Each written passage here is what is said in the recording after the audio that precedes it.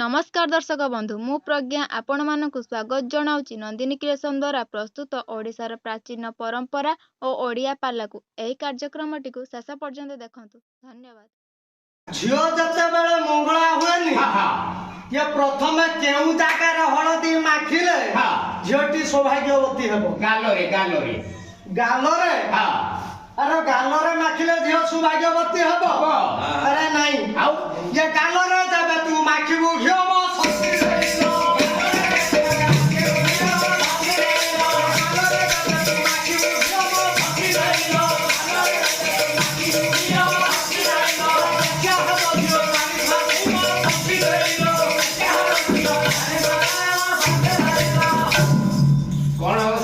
गालोरे जदि प्रथम करी हळदी मखा जाए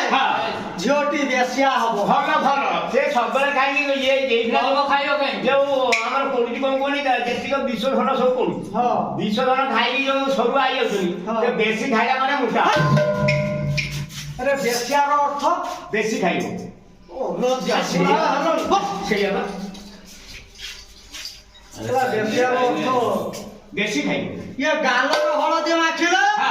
झियोको बेसिया लक्षण देखा दबो काले हातरे मारी दबा ये हातरे जबे तू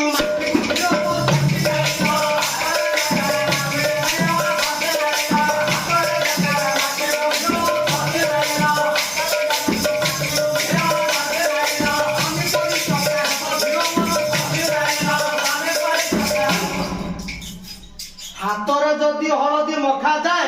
स्वामी ताकू छाड़ी के पड़े ठीक ठीक भले ओए से गला में ये धर्म भाई संग जाई ये गने ताकर के दिबे हां बस ठीक है भाई बसियो ना थी स्वामी जदि छाड़ी के पळेबो स्वामी परिचयता हबो छाड़ी के पळेले धर्म भाई नहीं की दिबो ये स्वामी हेले यो काल पर काल देबो स्वामी के छाड़ी के दिबो से तार दुर्गल थिला से पळेला कोन स्वामी गुरु स्वामी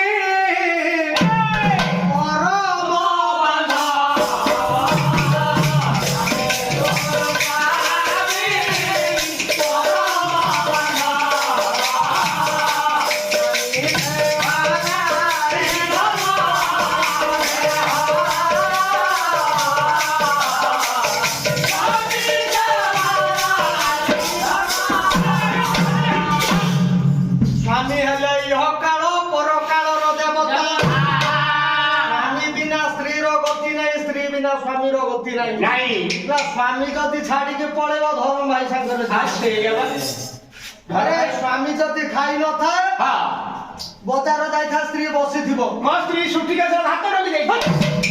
खानदान उड़ाइया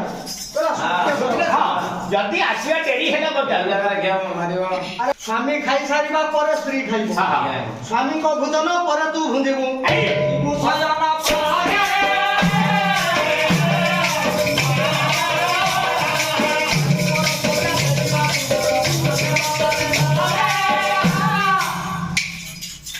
स्वामी को भोजन करे तो बुंदी स्वामी को सज्जा के जीवा पूर्वरु अरे से स्त्री लोकटा ताको डायबिटीज डायबिटीज पछर सोइबो पुणे आगर उठिबो आ जा चकुडा मुडा करी ता स्वामी रो जो ये सेया खाइबो तेनो ता डायबिटीज छडा आसीओ ना फिर ता कफ परीक्षा कर आ सेया बा पूरा धर्म भाई सांगरे जीवो हातर माखिले स्वामी परिचयता हबो पेटरे माखि दबा पेटरे जाबे तू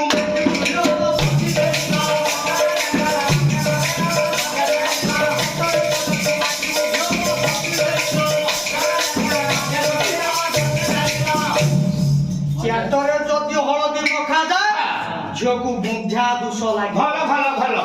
खाए से तार बंधा गेला आंध होइला तार दंडाळ किछि नै दुआड उल्ला सेट दाला बुंझा हले से दुआड पारी बसिया दुआड पुत्र हिना मार कह ए जातो ना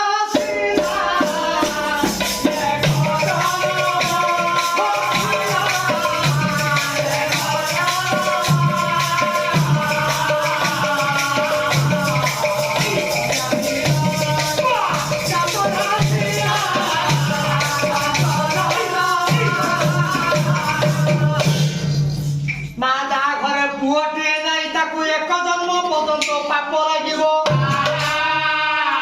लगे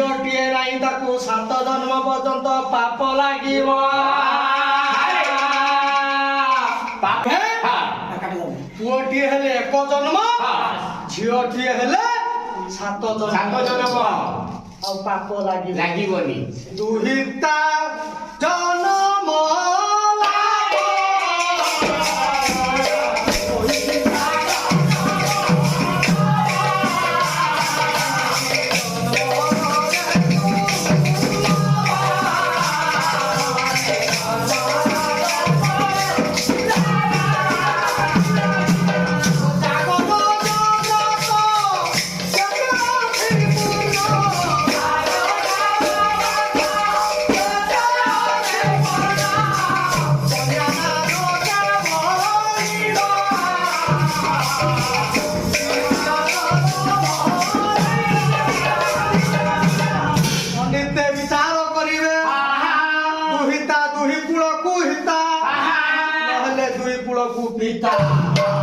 କଥା କହନ୍ତିନି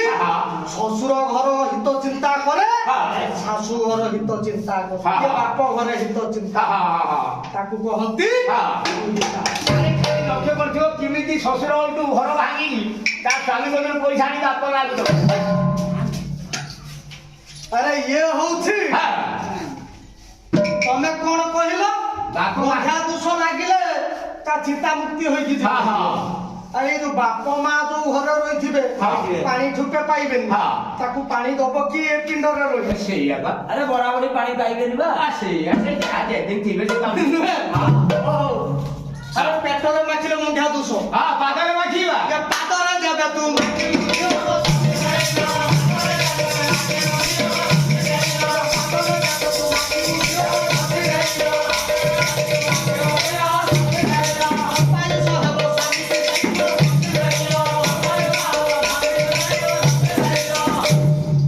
ଯଦି ପାଦରେ ହଳଦୀ ମଖା ଯାଏ ସ୍ୱାମୀ ଅଳ୍ପାୟୁଷ ଭଲ ଭଲ କିଛି ଅସୁବିଧା ନାହିଁ। କୋଲା ଭତ୍ତା ମିଳିବ ଆମେ ହେଲାନି ତା ଭତ୍ତା କେତେ ଇଲେକ୍ସନ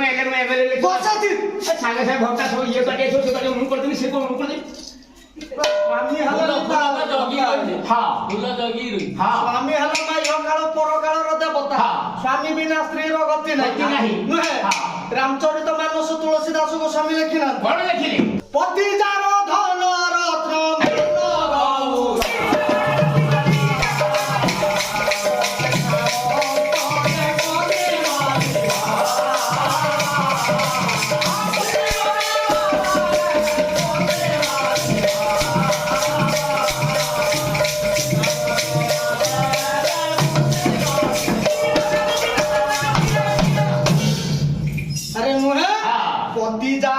ଧନ ରତ୍ନ ମାନ ଗୌରବ।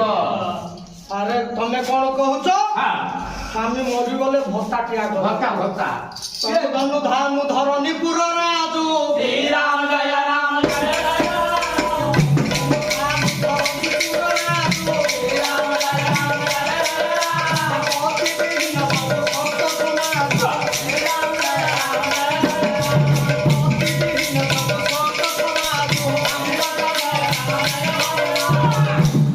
ସଂସାରରେ ପତି ସୁଖ ଛଡା ଆଉ ସୁଖ ଆଉ ସଂସାରରେ କିଛି ନାହିଁ।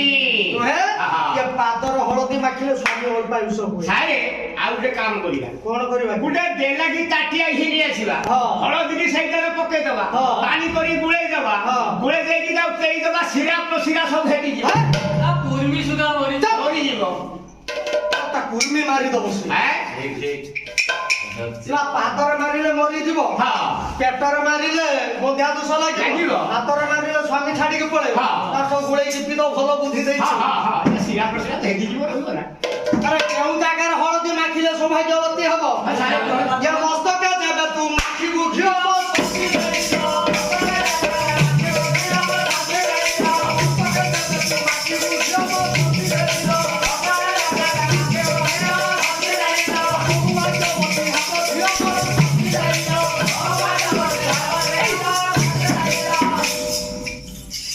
যদি ত্রিকুট সন্ধিরে বা দুই ভ্রূলতার মধ্য ভাগକୁ କୁହାଯାଏ ତ୍ରିକୁଟ ସନ୍ଧି ନୁହେଁ ଯେଉଁଠି ବ୍ରାହ୍ମଣ ମାନେ ଚନ୍ଦନ ପିନ୍ଧନ୍ତି ସଦବା ସ୍ତ୍ରୀ ଲୋକମାନେ ସିନ୍ଦୁର ପିନ୍ଧନ୍ତି ନୁହେଁ ସେ ଜାଗାରେ ଯଦି ପ୍ରଥମ କରି ହଳଦୀ ଟୁପା ଟିଏ ଦିଆଯାଏ ଝିଅଟି ସୌଭାଗ୍ୟବତୀ ଅର୍ଜନ କରେ।